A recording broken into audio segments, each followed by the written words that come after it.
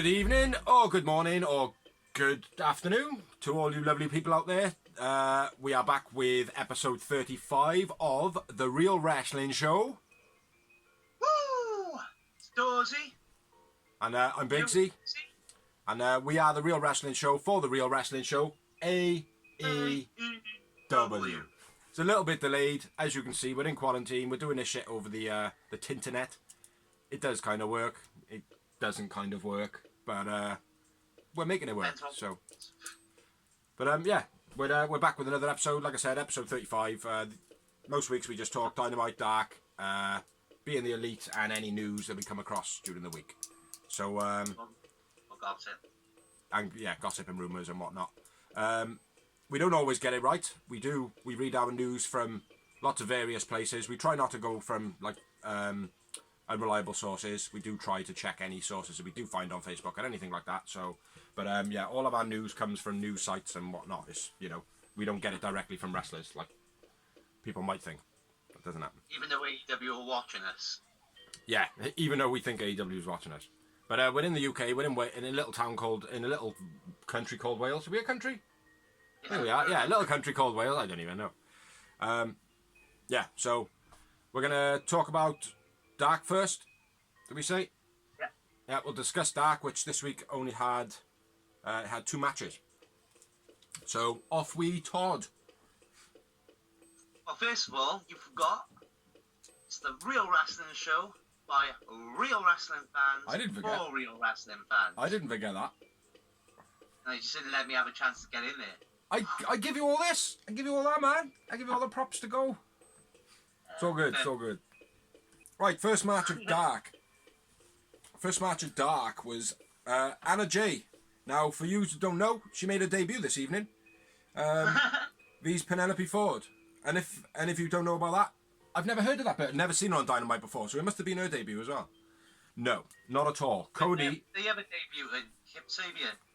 Yeah, exactly, with Kip Sabian.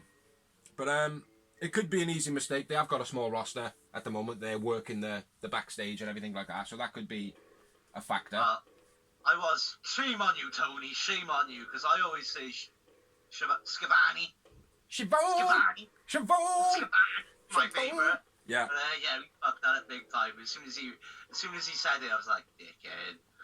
It was Jericho that said it. It was Jericho. Cody, sorry. It was Cody that said about. No, it wasn't. It was Scavani. Was it? Yeah. Silly strong. But yeah, the funny thing about it though, they went Anna Jay making a debut, and then they went, yeah, when she fought Cheetah the other day, and it was like, yeah, exactly. How can you do that, like? But silly mistake. I put it down to if there is only Tony Khan at the back. Do you know what I mean? Like bringing all the videos together and editing and throwing everything out. Then mistakes can be made. So. It's meant to be a certified G when it comes to the memory. I know. You'll probably never live it down, bro. You'll probably never live that down. But getting into the match, it was Anna Jay not making her debut because she made her debut against Shida versus Penelope Ford. This was a sloppy mess. Yeah, it wasn't great, was it? No, not at all. Yeah, I've written here, bro. Cody says it's Anna Jay's debut, but I must have had it wrong. Scavani, because I remember thinking, oh, come on, bro, I pick you up every week, and then you just made, like, the JR fuck up, you twat. Yeah, you made me look like a pillock. Did you notice in the beginning of the match as well, where, first of all, Penelope went to kiss Kip? Yeah. And he kind of minced around, and then he went to kiss Penelope, and she just went, and just turned her head away. You notice that? I laughed at that. What we got? Anna Jay's had less than 10 professional matches. Really? Yeah, that's what Cody said. It shows. Does show. Mate, I haven't got. I got bits and pieces written on this, but very little. Then you go, bro. My next note is the finish. So. I got the Ford kip up was very sloppy. When they were like tied up on the floor and she had it in her head scissors and then she kipped up, she kind of rotated, landed on her knees. I thought that was one sloppy moment. Anna Jay then kind of tried to do the same, except for she just kind of kicked out of a pin and then stood up really, really strange, which again I thought was sloppy. Yeah. Terrible hip toss by Anna Jay. Again, she almost lost control of Penelope Ford. Again, very sloppy. Nice handspring elbow from Ford. Yeah. That was when Kip was causing the distraction. And then, then I got the finish. I think the problem is, like, with the matchup is, no, like, we're big fans of Penelope Ford. Yeah. But she's not a veteran enough To to carry. run somebody that green in a match. I think and I think that showed. It needed to be someone like Emi Sakari. Yeah. Someone like that, the Freddie Mercury bird. Yeah, but as we know, at the moment they're thin. No, of course. There. No, but I think the only person there is Britt Baker, isn't it? Yeah, I think so. But you know what? I'm not saying like, oh, that's what they should have done. You know, I'm saying where you're saying like that where they had Penelope Ford there, she's not a big enough teacher. They needed someone like Emi Sakari or someone like that, or I don't even know if Shida. It would be fair to get Shida there because she's still quite not green. She's had good experience. Shida was the first match she had, wasn't she? So no, I know, but I'm just saying because she's the other female there, isn't she? Yeah. Yeah, you know, but it's I don't know. It's like, yeah, you're right. Penelope Ford didn't pull off the teacher role right enough. Good enough. Fisherman suplex by Penelope Ford to finish the match. And again, I thought she does the fisherman suplex really well. She does it well, but she didn't manage to lock her hands in this one either. But I put that down to Anna Jay being 16 foot tall. Like the distance between her neck and her legs, that's at least a football pitch. You know? Yeah, she's quite, but very sloppy match. Yeah. You know, didn't couple of good moments, but nothing major. Man of the match for me was Penelope Ford. Yeah, I agree. And I had one moment. 0. Yeah. 0. Like, yeah, not a great watch back, that one. I don't think that would be a good one to watch back. What's that? Oh, when I promote the new fan on F. No. And I know we don't do promos on Dark, but there was just a quick recap of what AEW has been and started as, saying basically Double or Nothing, May 23rd. So, moving on. The cocky little bastard that is Joe Alonso. Yep. Versus Cody. With Super Sexy Brandy. Super Sexy Brandy. Yeah. Again, there wasn't a great deal of stuff in this match. A couple of bits. Cody, sorry? There's a few bits. A few bits, but nothing major. My first note was a dodgy powerbomb from Cody. He landed it safely, but he was close to slipping his head, like the top of his head, across the floor. Power slam. That's what I said, power slam. Not to say body slam, did I? Powerbomb. Oh, I meant power slam, sorry. Front slam by Cody. Say again? Nice vertical front slam by Cody. Oh, dropping him out front. Just sort of had him like that and then just threw him. Yeah. Just dropped him, right? Yeah. My next note is I'm at the press-ups. Go for it then. Yeah. Yeah, it's a little bit of a weak start into the match. It's kind of like Cody teaching him, you know, schooling him and whatnot. And then I can't remember what move he does, but then he starts doing press-ups on the floor. And then when he does his last press-up, he looks up like proper aggressive. And then his demeanour in the match seems to have changed. Like after the press-ups, he just seemed like a nasty fucker. Well, it went up a little bit as well when you go to Brandy. That was literally just after the press-up spot. Yeah. Because I thought it was a bit strange. Like I thought, well, he's just got down, done a press-ups and all that, doing the all-impressive thing. Rather than get aggressive at that moment, he should have done the aggressive moment as soon as he seen what he did with Brandy. But the moment was already out. Do you know what I mean? Yeah. But yeah, that was my next note. Joe dances at Brandy, trying to get a kiss off her. Cody slams his head into the apron 3 times for it. Then successfully dances with Brandy and gets a kiss. Lucky Cody. Lucky Cody. The cutter from Joe looked a bit odd. Yeah. But I think that was because what happened, like. I've had enough of cutters, man. I'm just done with them. It's one of my favourite views. They fucking killed it. There was another one later on in Dynamite, man. It's been winning every match, man. What, all night? All night, I'm pretty sure, yeah, because I was just... It's pissed me off so much, mate. Unless it's something special, though, mate, or something tragic, I try not to mention it, like. Well, that's why I haven't mentioned it at all, like, it's pissed me off. Well, I got the cutter from Joe, Whatever. I got the cutter from Joe looked odd, but Cody got straight back up from it, so that's the reason, like, do you know what I mean? Yeah. You know, very poor boot from Cody then. Yeah. But I think might be because Joe was quite close to him. Yeah, and then Cody finished it off with a Gale lock, which is sick. Yeah. Which is Gale. It's Gail Kim's move. Yeah. That's who it's named after, Gail Kim. Yeah. Mm-hmm.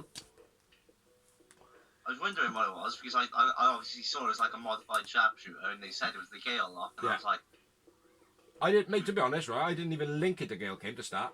I just thought like maybe a Japanese wrestler or something like that, like, do you know what I mean? Because or Mexican, a lot of their like submissions and stuff like that come from normally foreign lands, like, do you know what I mean? Or Britain, like, do you know what I mean? It's never usually America that come up with good submissions and stuff, you know. Yeah. But yeah, apparently it's Gail Kim, even though she is an American. But yeah, and now citizen. She's a what? Canadian citizen. I don't know. Yeah, she is. Same thing, isn't it? Canadians and Americans. Canadians don't allow guns. Canadians are very, very much better than Americans. That's what I was trying to say.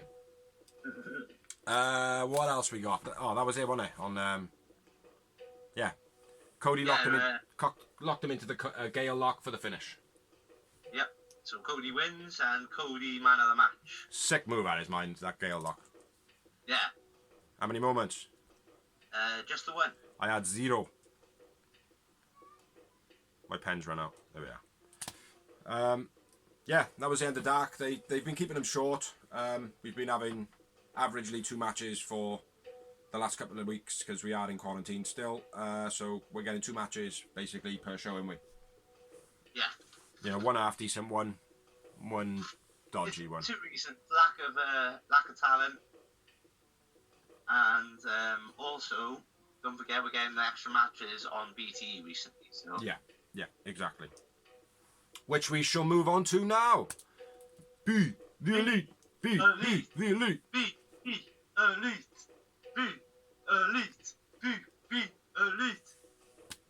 We're out without the delay, like, do you know what I mean? Then you check in the delay as well, we're fucked. I know. Mate, I started off, let you join in, and then I try and pick up with you. So by the time you finish, you might hear me say it again. Do you know what I mean? So we're both there just going, oh, he's still singing. Be the elite. No doors, it's the echo. And then you'll hear, no doors, it's the echo. But, yeah. We are now on to Being the Elite, where it was the 200th episode, which I recommend you go and watch because it was very entertaining, very, very silly, very fun. Sure, the Immortals. It was a wicked match, wasn't it? Very, very, like, not just the match, the whole episode was very entertaining, like. Yeah. But obviously most of the episode was the match. It was Matt Jackson versus Nick Jackson, essentially in a street fight. Now, when we say street fight, we mean in their house and out in the garden, tennis courts. It's in the house because they've got like a tennis court and a garden and a swimming pool. They've essentially got like the size of a football pitch that their house is on, isn't it? It's massive. Yeah. It's fucking huge, like. Oh, just in case I forget it, because we do forget sometimes. Fuck Vince. By the way. Yeah, it's good, man. Nice montage of the old beginnings of the BTE to start it off. And then, got straight into the action. Nick Jackson off the railings. Straight away. Moonsaulted off the railings, like 7 foot off the floor onto a tennis court. Matt's flip over the tennis net. Another good spot. Do you want to rattle some off as well, man? Because I would imagine that all yours are the same as mine. Moonsault by Nick on the edge of the tennis court rope edge. Off the court wall, yeah, very good. That was dangerous as well, mate, because people got to remember there's no match by there. That's pure concrete. They fucked that there. Like. Yeah, I agree. Super kick on the stairs I thought was quite nice as well. Yeah. I thought they sold that really well. Like probably one of the best moments in the match actually. Not for like excitement or fun or anything like that, but it was probably the most best executed move in the match, like the best sell. Yeah. You know. Yeah, where we at? Then we had a flapjack onto the concrete to Nick Jackson. Yeah. Looked dusty. Not dusty roads. It just looked dusty when he hit the floor. The dust just went onto the side. Gravelly. Yeah, that type like. Yeah, then we have the golf cart incident. And while they're moving, I loved it. Oh, it was wicked. While they're moving, oh, ref, you there? You okay? Because I almost crashed the ref in. It was quality, man. Just so you people at home are wondering, golf cart in a wrestling match? Yes, golf cart in a wrestling match. Yeah, basically, Nick and Matt get in the golf cart. The referee gets on her back, and Nick basically tries to kill the referee by reversing it, and almost squashes him in between the wall and the cart. But yeah, then off they fuck then, man. And like you said, fighting then while they're on the golf cart. Yeah, inside the golf cart while it's moving. Yeah. Yeah, they drive up to the garage gym then. Nick Jackson's gym, which you've probably seen on some of the BTEs. It's like the big blue room with the weights in it. That's what a gym is. Body slam on the gym floor, then a DDT. Nice series of pins, a couple of Northern Lights pins. Yeah. Yeah, that's. There was a bit more in the gym. It was a good little fight in the gym. Yeah, and then they worked their way into the garden. Yeah. With a shitload of Northern Lights, if I remember. 5 times he Northern Lights him. Yes, yeah. Up to the window with the kids. Yeah. And the mother just goes. Just brings the curtains down, yeah. Well, that was fucking hilarious. Hilarious! No, it was good. Yeah, the Germans, the Nick gave Matt on the grass, they were stiff as fuck, man. Yeah. Like a couple of I think 2 of them, he was like breathing out or making a noise when he did it, but you could hear, you could hear that, yeah. that noise, like, do you know what I mean? So yeah, I think they took some stiff bumps there. Northern Lights full length of the garden, nice spinning DDT off the fence. Yeah. The Macho Man jumping over the wall, slamming his neck on the wall thing.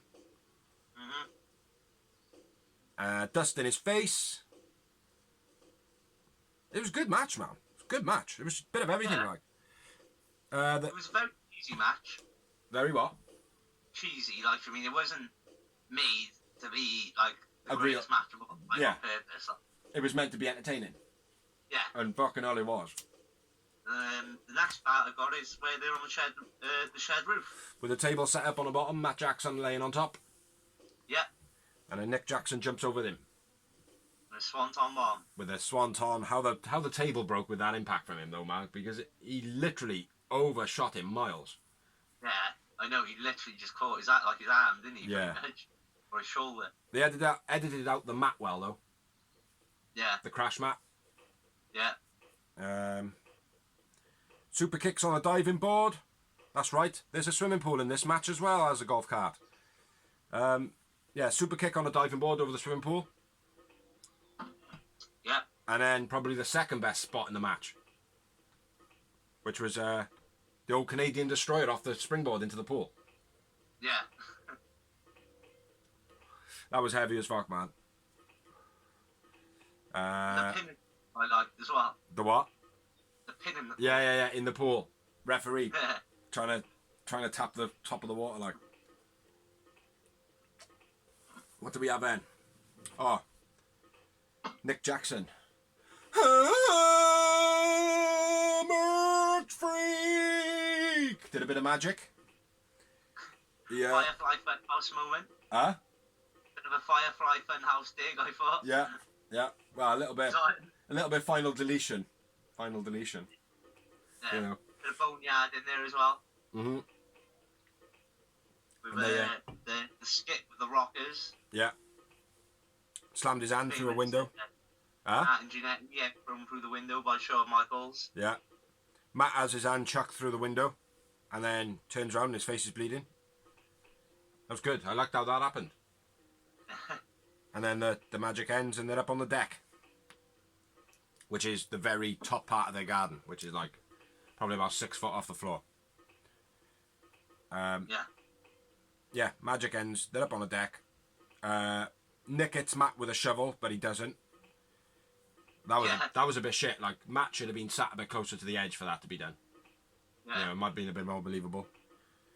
Well, again, I think that was a bit of a dig at the Boneyard match.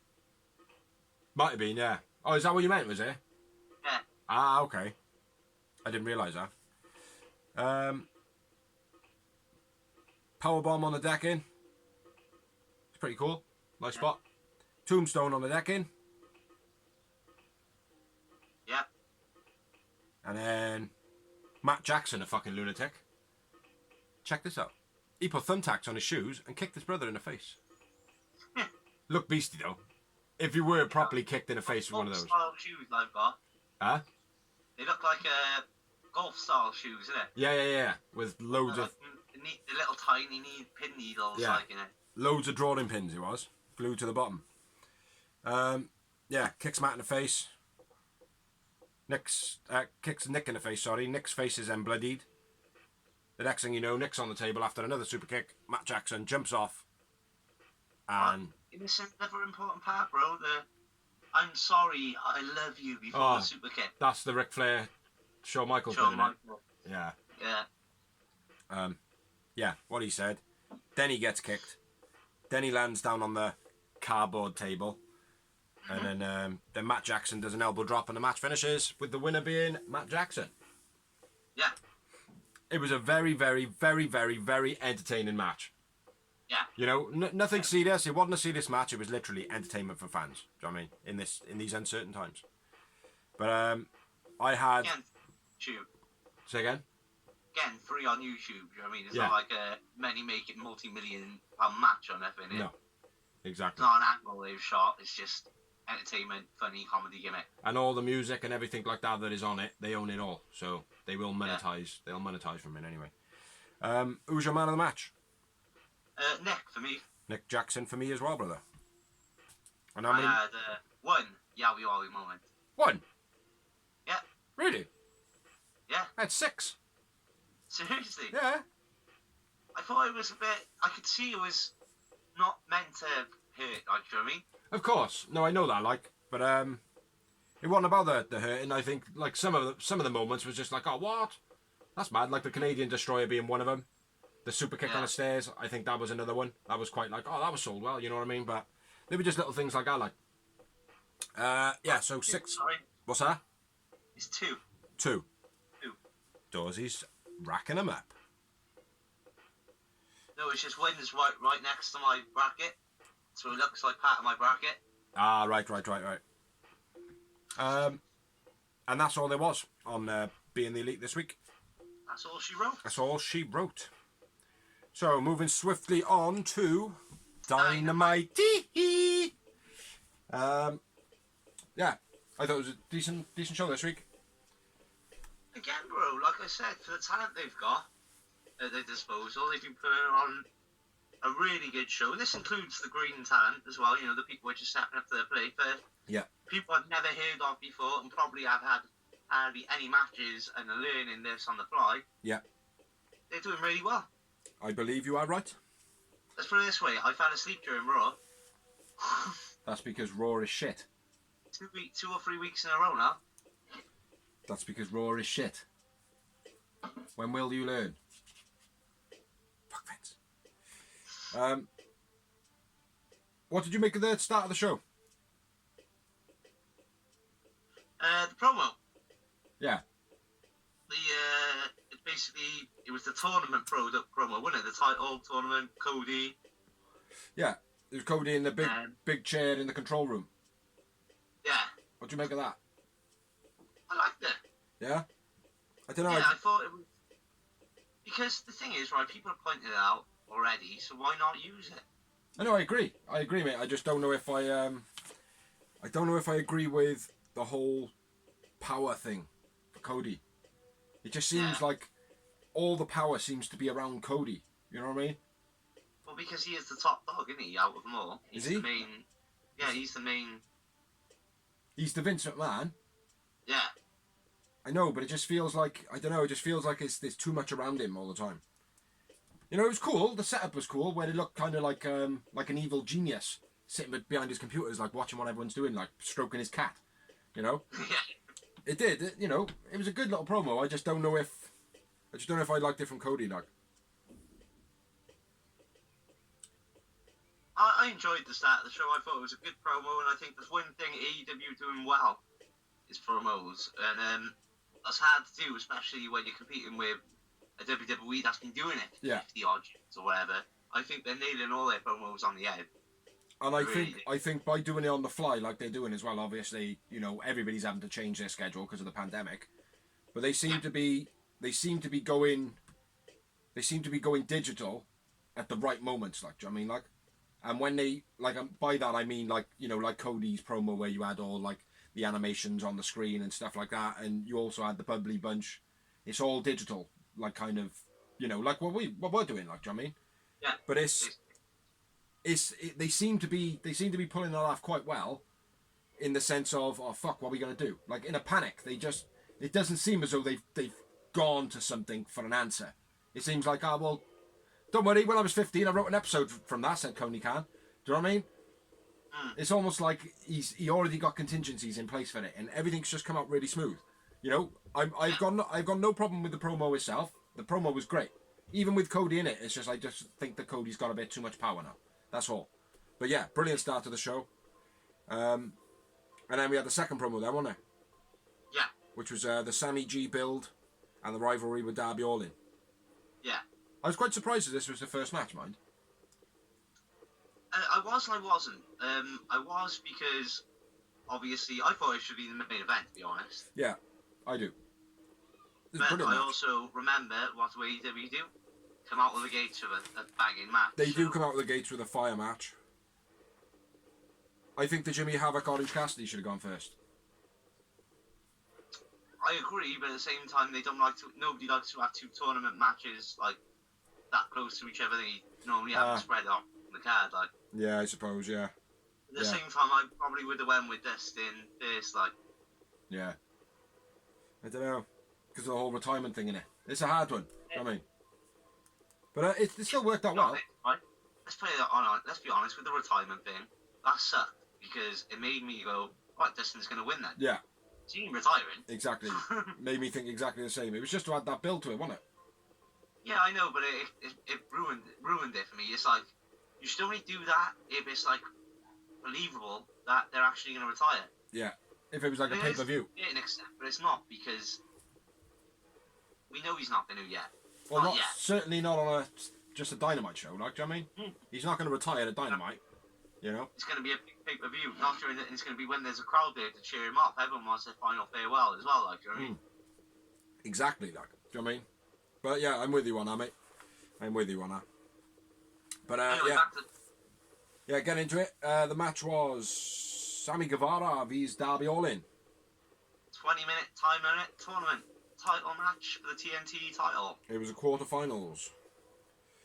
Darby's video. What do you think of Darby's video? Again, I love Darby and everything about him. His videos, he nails everything. Yeah. Everything, mate. A lot of people are comparing him to Sting, and I hate to compare talent to other talent because I like talent to be their own talent, their own man. Well, obviously, take bits and pieces of certain characters. Well, I was just going to say that even the greatest wrestlers will say, like, even Jericho. I watched a promo with him, an interview with him the other day, and he said, "I've stole loads of stuff over the years." He said, "But I don't copy it." He said, "I look at it, I analyze it. Yeah, I analyze it, I break it down.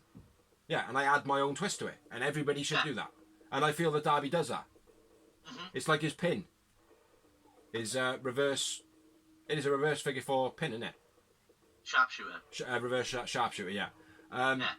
It's so unique. Yeah, exactly. It's different, like, do you know what I mean? Like, it's cool. Yeah. The coffin drop, cool. You know? Yeah. The fact that he can be a high flyer and a brawler and a mat technician and he just does everything, like, you know?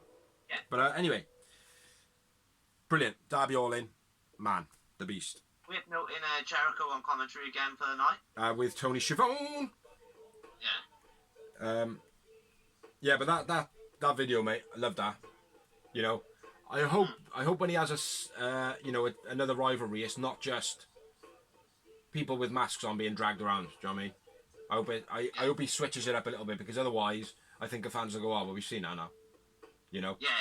So it's important, and in AEW, obviously, the wrestlers do have a lot of their own say. So it's important for them to be like, right, I've got to be fresh, got to be fresh. You know. There's another thing which is gonna make or break him, because obviously they wouldn't have expected to have so much. Darby Allin's gonna get a lot more time now to do these videos, because obviously they got to fill spots where talent isn't available to get there. So there's more promos, as we all know. Like last week, we were like, oh, there's like 6 promos in a row. Yeah. Or what? So it's going to make or break him, because it's going to dry him out of ideas. Yeah. Or it's going to show they can't come up with the ideas. Yeah. I don't think that's the case. Or it's going to make him be that good that they can come up with an idea every week. We're going to see, like, do you mean? Yeah. Well, like I said, I haven't watched Raw, and I haven't watched SmackDown. I did have a skim through Impact. I didn't watch it properly, mate, because until they get Tessa Blanchard's belt off her, I'm not fucking interested. Do you know what I mean? Like, I'm not. Like the Rosemary stuff, blah, blah, blah. I don't want to spoil it or whatever, but obviously Tessa Blanchard couldn't make it to that show. Yeah. And nor could Eddie Edwards. Yeah. So it's meant to be a triple threat for the world title. The only one that's there is Elgin. Oh, is it? Yeah. Does the belt still get fought for? Well, no, because I don't know, because it's a 2-part show, isn't it? Ah, right. Yeah. So he said, I guarantee I'm going to leave the world champion by the end of the night, but that's the main event of the second part of the night, so I don't know. So it'll be interesting. Yeah. Well, my point being, anyway, is I haven't really been watching anything else, so I haven't really got an outside judgment on AEW. Very too, like. Yeah. So I'm literally just going on, like, what was the last one like? What was the one before that like? What was, I'm going off that, like, do you know what I mean? And what I know from wrestling over the years, you know what I mean? Well, I'll say, right, from what I've watched, in order, it's going AEW, SmackDown, NXT, Raw. No Impact. Oh, sorry, Impact would be after NXT. Yeah. So Raw's at the bottom. Mm-hmm. Getting a bit of a raw deal there, Vince. Fuck Vince. I'm only saying that because I've fallen asleep the last 3 weeks, so I'm messing with can't be that great, like. Yeah. But saying that, mate, you'll fall asleep on your bike. Do you know what I mean? I don't fall asleep during AEW, SmackDown, or Impact, so. Yeah. I don't know. Let's get back to the match, shall we? Enough discussing the enemies. Well, he doesn't start the match off. I've written start the match off, but the ring didn't. No. The bell didn't actually go. Over he the goes top. flying straight over the top rope. Didn't even see him coming, bud. Yeah. Just this little blur on the screen happened, and Darby Allin was on the floor. I was like, fuck me. Swift as fuck, like. Well, at least they caught half of it. Yeah. Do you know what I mean? Normally it would just be like, oh, Darby's on the floor. What happened there? Don't know, Josh. Sammy over the top rope before the bell. Darby thrown into the guardrails is what I got my next one out. That's my next one. Guardrail usage again tonight. Say again. A lot of guardrail usage again tonight. Yeah. Very much. The only thing that's bothering me with certain things like. Well, they need a. The thing is, though, it's not. It's like I think. Outside ring work, especially there being no crowd, I think it works because you can't have fans going, "Oh, well, we couldn't see anything." Well, of course you could because it's all on TV. The way they're filming it and the way that it's very intricate, I think it works. Yeah. 9 times out of 10. It's happening in every match, so that's the problem. It's like it's becoming a formula. Not every match. Almost every match, every week. Yeah, the ones with the squash match rules. So anyway, Sammy sets a ladder up in between the guardrail and the ring. Yeah. That was sick as fuck. Yeah. That ladder was a beast. He bounced off it. Yeah. They both bounced off it. Well, my missus she went, "Is that a real ladder?" I went, "Well, yeah, of course it's a real ladder." She said, "It looks a bit sturdy, like." I said, "No, I'd probably be alright." That was it, just be alright. Boing. Oh, mate, I do it. As soon as he pulled it out, like, I was like, fuck me. Yeah. Because you can normally tell, like, when they make them thicker, you can tell the gimmick. You can see, like, a little crack or something. Yeah. Or where there's extra pins. Yeah. But, like, he pulled it out. I was like, Shit, man, that's something I pull out in the pub, like, what the fuck? Mate, I think that ladder was actually the one that Marco Stunt uses to put the top ropes on. Do you know what I mean? Yeah. You know, it was a sturdy, hefty one, right? But yeah, hell of a Jumps moment. off Like, the top rope. lays Darby all in on the ladder and then jumps off the top rope. That's the bad boy. Yeah, go on. Yeah, and then after that, the match starts, did it? I'm lost on my notes now. Yeah. My first note then is where Sammy's mud stomping him. Where the match has started, he's still got his jacket on. Yeah. And he's just got hold of both of his arms and he's stamping on the back of his head. Well, go for it then, bro, because my next note is the top rope boot instinct. Yeah. Darby pulls off Sammy's boot and applies the ankle lock in the corner. That's my next note. Yeah. No, go on, man. Yeah, and he does a single angle leg lock by Darby. Yeah. He kept on going. Darby got a bloody nose. He kept on going back for the ankle as well, didn't he? Going back to the ankle lock. Yeah, even though Sammy got the rope break, he pulled him back and went for it again. And then they have a bit of a slugfest in a style of figure four. Just before the bloody nose as well. You know what we were saying about cutters earlier? Yeah. Kip Sabian's cutter. Not Kip Sabian. Sammy G's cutter, sorry. Yeah. I always mix them two up, man. Absolutely fucking shit. Yeah, I know, mate. He was nowhere near him. He jumped backwards and put his arms up above his head as though like, oh, make me look good, bruv. Make me look good. Do you know what I mean? Like, and luckily Darby just dived forward. So phony at the moment. They look set up as fuck. Yeah, they are, man. I mean, when have you ever seen Randy Orton and RKO look like he didn't come out of nowhere? Yeah. When did DDP ever do a diamond cutter which looked like it was put on? Like, I mean, these guys are just like flipping and flapping. This is like a Jim Cornette. I sound like Jim Cornette now with the flipping and flapping in there. But that's what they're doing, like. Yeah. They're trying to make it look amazing. They're making it look fucking awful. Yeah. Sometimes it looks decent or really good. Yeah. But the whole springboard cutters are terrible. Yeah. It's too slow. It's far too slow. I prefer to see a springboard stunner because it's more believable. Because at least you land on your ass, and if you fuck it up, you have to freestyle it. Yeah. And at least with that, you're jumping into their main body and just gripping their head. You know? With the cutter, it relies on the other person doing the work, right? And if it's not done perfectly, it looks fucking shit. Well, with a reverse cutter, the whatever cutter, you need two of you to be on par as well. Yeah. That's the thing. Like, if one of your timing's off, it can fuck it up completely. Yeah. It'll either make it look shit or hurt you. I've got no problem with the actual execution part of the move, though. The actual going down part, I've got no problem with. It's the fact that they stand there waiting for that person to jump off the ropes, or it's that part that bugs me. It just it's wrong. You know? Yeah, you wouldn't stand there and wait for it. It's like putting your hands behind your back and saying, hit me. Exactly, mate. You know, and that's not to say, oh, well, wrestling's choreographed, blah, blah, blah. Yes, it is choreographed, man, but there's certain things where it looks fucking shit. Do you know what I mean? Huh?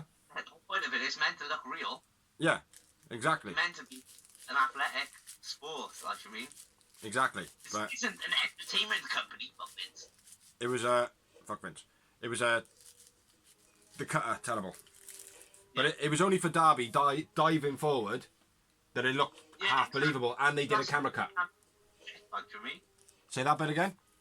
The thing that makes it look shit though, it made Darby look bad because he had to move into position. Exactly. Well, he didn't. He didn't move him.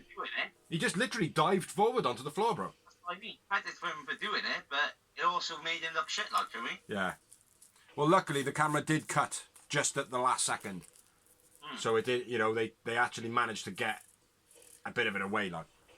But yeah. And then it was onto your bit that you were saying about bloody nose covered in blood. Yeah. Nice spinning backhand by Sammy. Yeah. Flop a cut that in the face with that bad boy. Or is that when they were doing the back and forths on the floor first, where they were like locked up and then they got up? Yeah. Mate, there was some fucking well stiff shots in that. Yeah, very good. Hell of a knee from Sammy as well there to Darby's face. Yeah. I know his nose was blooded already, but when he did that, I thought, oh fuck it, that's going to be him. His nose is going to be even worse now. But yeah, didn't end up to be. I got a little knock on Darby Allin here. Darby does a suicide dive into the guardrails and Sammy G moves. Yeah. I'm fed up of seeing it.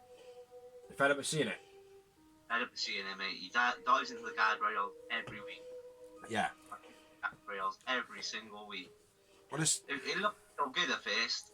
Now I'm just like, it's one of those things. Like, I mean, the first chair shot looks amazing. Yeah.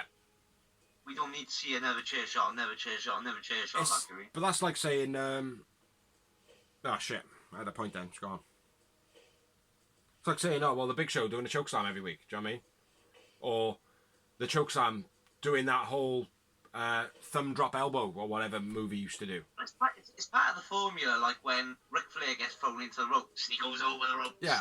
And then he lands on the thing and then he gets up and then you clothesline him. Yeah. It's part of that. Or it's becoming that boring formula for me, that's all. I know. No, I do agree, mate. I do agree. Most of the suicide dives in AEW, WWE, and they've been there for years, the same as in football or soccer for any Americans watching. The players that are diving all the time, it just makes you not want to watch it. Do you know what I mean? Like, which is an important thing, that you need to get that stuff out. And and we have pointed on this a few times now, where we've been talking about cutters, we've been talking about Canadian destroyers, we've been talking about the dives out the ring. You know, there needs to be, if they're going to do these moves, they've got to be unique. Yeah. They've got to be something unique. Like the reason I said it about Christopher Daniels doing the Arabian moonsault. It's not the same thing that you see all the time. It's different. Yeah. It's a different exit strategy. Do you know what I mean? Like, strategy? Fucking hell, that come out English. But yeah, you know. Like it's like there'll be AJ Styles fans out there that have watched WWE that probably haven't even seen the Spinal Tap. Yeah. Yeah. Like, do you know what I mean? Which is brilliant, like, do you know what I mean? In TNA, it was done every other match, like, you know? Yeah. Or if not every match in TNA. But yeah. That was when and he didn't understand. No, I know, of course. But that's it. He did the interview. There's an interview. He's like, the only reason I don't do it. He said I don't do it for two reasons. He's like, number one, I'm older. Yeah. He's like, number two, I understand the psychology. If I do it every week, it becomes boring. Mm-hmm. If I do it only on pay-per-view, or I only do it for WrestleMania, then it's that moment everyone's like, oh, because it's the first time they've seen it. I think there's only one other person that does a Spinal Tap, in it at the moment. Not Desmond Xavier. Yeah. I think he does it, doesn't he? Yeah. The Rascals, isn't it? Well, that's again, man. Very similar if it's not Spinal Tap. The important thing is, hopefully, not too many people start going out and doing it. Yeah. You know, because the thing is as well, right? We know this as a matter of history. The DDT was created by Jake the Snake. Yeah. Everybody does an hour's a single move all the time. Yeah. Everybody's got that move. Everybody. Yeah. But it's not kind of, we don't look at it and go, oh, well, they shouldn't do that. You know? No. But it's like, it's getting the same with cutters and shit. Yeah, cutters and suicide dive. Like, with Darby Allin, I'm just saying him especially, because the way he does it, it's the same, and he goes straight into the guardrail, head first, making people go, oh, he hit the guardrail with no protection. Like, it's like, yeah, but he did that last week, so it's not important anymore. You know? Yeah. Maybe if he got hung up on top of the rail and kind of flipped out as well, something a bit different. Yeah. But I totally agree. But not with Darby Allin. Darby Allin can do it all day long. All the rest of them need to stop it. Do you know what I mean? If anybody's going to have it, Darby Allin, man, because the guy is on his way up. Yeah. Yeah, I wrote Darby dive into the guardrail, sick. But there we are. 6:30 from Sammy, overshot slightly. Yeah. He comes out of it a little bit quick. And he does seem to be over him quite, like, maybe catch him with an elbow or something like. Yeah. But then when you watch it back, it looks like, you know when Eddie Guerrero does the... over the top rope. Yeah. What's it called? I know what you're on about, but he does that, like, roll. Yeah, but Sammy come down like that, do you know what I mean? Yeah. Oh. Topa, no. Topa something. I'm so ashamed of myself right now, bro. I'm my head and shit. Never mind. Topa, fuck it. Let's just call it a Topa for now. Where we are. Yeah, the 6:30 Sammy overshot it slightly. Then Sammy catches Darby from a springboard coffin drop. I thought that was very cool as well. Yeah. That was sick, mate. That was cool as fuck. Darby reversed. Sammy catches Darby from the springboard coffin drop. Then Darby reverses the Death Valley driver, knee to the face. Knee to face! Into a reverse sharpshooter pin. I believe. Well, first off, it was an awesome finisher reversal set they did. That's what I just talked through. Yeah. Yeah, I mean, it was awesome. Yeah. That was sick. Yeah. Then real well. Yeah. The timing, everything was on par. Well, like they were both. When Sammy G had him in the Death Valley driver position, and just about to knee him in the face, I thought, oh, this is it. He's out, like. Do you know what I mean? I thought that's it, the end of the match, like. But obviously, the psychology of it, Darby didn't really do that much in the match, like. Do you know what I mean? Sammy battered the shit out of him 90% of the match. Darby, therefore, was going to be the winner, type thing, you know. But yeah, it's a good match. I thought it was an absolutely. Say it again. Formula. Yeah, exactly. Yeah. But I thought it was an absolutely sick match. Yeah. Like, definitely. It's probably the match of the tournament so far. Yeah. And the match of the show as well. This week. Yeah. Yeah, definitely. Which seems to be becoming the routine, really. The first match. Well, to be fair, though, as well, bro, you gotta remember, like, normally Brody Lee wouldn't be having a squash match every week. No, I appreciate that. I appreciate it. You know, but even when the show was running proper. Huh? Even when the show was running proper, their first match was usually the best match of the show. Oh, yeah. You know I understand that. Yeah. What I'm saying is, normally we would have, like, your Pacs and your Lucha Brothers as well. Yeah. Your SCUs. Yeah. Which we haven't had. Unfortunately. Well, a little fact about Pac, he hasn't been on Twitter since March 5th. Ah, fair enough. Yeah, so moving on. Brilliant match. Last Supper finish. That's what he calls it, isn't it? The sharpshooter pin. Oh, is there? Yeah, it's called the Last Supper. Okay. Darby Allin with a win. I went with Sammy G, man of the match. I went with Sammy G, man of the match. And I went with 3. Yowie wowie. Fucking hell, he's getting lower and lower. 7. 7 moments, man. Big match. You know?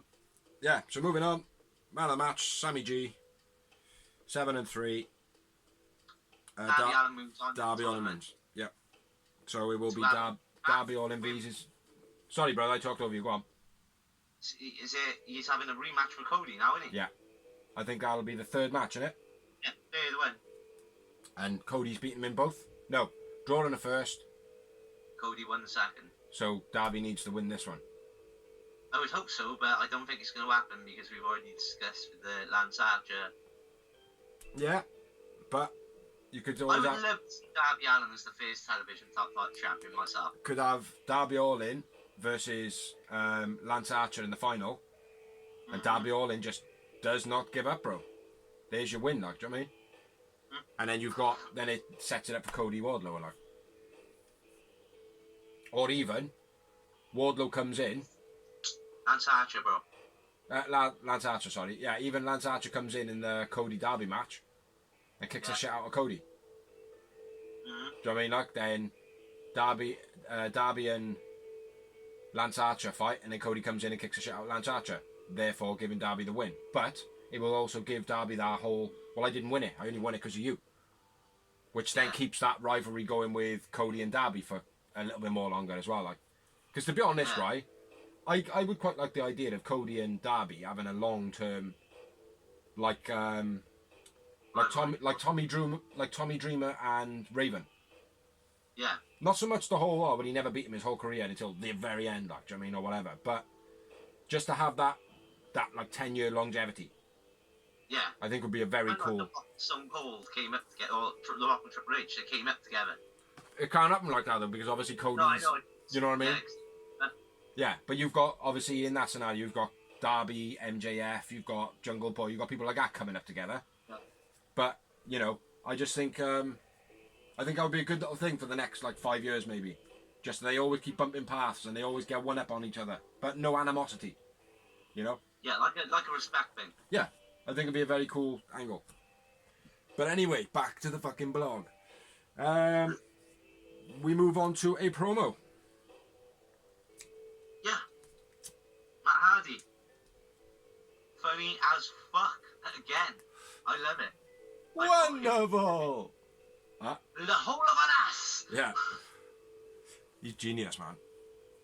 Yes, I thought it was fucking brilliant. I pissed myself the whole time. Calls out Sammy G in it then as well. Yeah. While speaking as Damascus. Yeah. Goes back to the Matt Hardy character. Yeah. What did he call Sammy G when he was Damascus? I didn't quite catch it, man. I was meant to rewind it back, but I was just watching. I was just engrossed, like. Latino something. Was it? Or was it fake Latino? Yeah, you one with a fake Latino or something like that. Because when I heard it, I thought, oh, did he just mention like something about Eddie Guerrero? Like, do you know what I mean? Like, because a few people have been saying about Sammy G and Eddie Guerrero being very alike. You know? Yeah. But yeah. Sorry. So yeah, he addressed Sammy G. Basically says if you're holding the ass, won't fight me. You're quite welcome to come down and fight me. Yeah. Which I think Sammy G will rock up. Yeah, I do as well. Why wouldn't he? Yeah. That's like Matt Hardy. This will be done weeks ago, I think. Anyway. Yeah. Probably. Yeah, and then like you said, then Matt Hardy comes in as Matt Hardy, not Damascus. Which I liked. I thought that was good. I think it could be a very good angle, right? Hopefully, he turns up in other companies as well. Yeah. I would love for him to be in like ROH as Matt Hardy version 3. Do you know what I mean? Or, you know, Damascus AEW and Damascus in Mexico. No, you'd have Damascus in AEW, you'd have Matt Hardy version 3 in Impact, you'd have Money Matt in ROH, but they'd all be different personalities. None of them would coincide on a single show, like, do you know what I mean? Yeah. Because obviously with television now, you could probably get you could probably get 4 Matt Hardys in one ring fighting 4 people. Mm-hmm. Just with the way technology works, do you know what I mean? Like, so there is some crazy stuff that they could do. Yeah. And work with social distancing as well. Yeah. Yeah. Little forward, 4 faces of Hardy. Yeah. I beat you, Mick. I think it'd work wicked, mate. Yeah. Couple of extras dressed up like him as well, so we can do a couple of like back shots. Yeah, man. Yeah. I think it'd work. Wonderful, yes. Wonderful. Yes. But yeah, nice promo. Nice promo from Matt Hardy, Damascus. I mean, whatever his last name was. And next we had another promo, which was Taz examining Kenny Omega's wrestling moves. Get it right, man. Taz's technique. Yeah, that's the bad boy. I like it, man. I think it's a good spot. Yeah, mate. They've sorted out the circles and the drawings, like we said. That's professional. Yeah. Taz has always broken down moves sick, as we know. Yeah. Well, he knows what he's talking about. That's what I'm saying. Yeah. He knows what he's talking about when he's got a voice that commands your attention and makes you listen. Yeah. He's got that teacher's voice. The teacher's voice. He's got it, like. Yeah. And he don't take no shit, so people listen to him anyway. He don't have to repeat himself. You know. Yeah. Yeah, but this week on Taz's technique, it was the V-Trigger and Snapdragon by, pardon me, Kenny Omega. Yeah. And then we had another match. Again, with a 20-minute time limit. Now I was. Alan Angels. Do you know what, right? When his name came up, my missus said something about the Taz bit, and I was writing his name at the same time. I actually wrote his name down as Anal Angle. So yeah, Anal Angle versus Kenny Omega. Which is actually Alan Angels. Anal Angle. Yeah, my first note. Alan bit Omega. That was my first note, man, and I was like probably about 5 minutes into the match. Kenny Boss's angles I got for the first bit. Backbreaker to the ass by Kenny. Oh, that was sick. I got that. Was that a backbreaker? Yeah. The backbreaker, yeah. I quite like the just literally doing it like right on his fucking butt cheeks. Yeah, and then just chucked his head on the floor at the same time. Yeah. Yeah.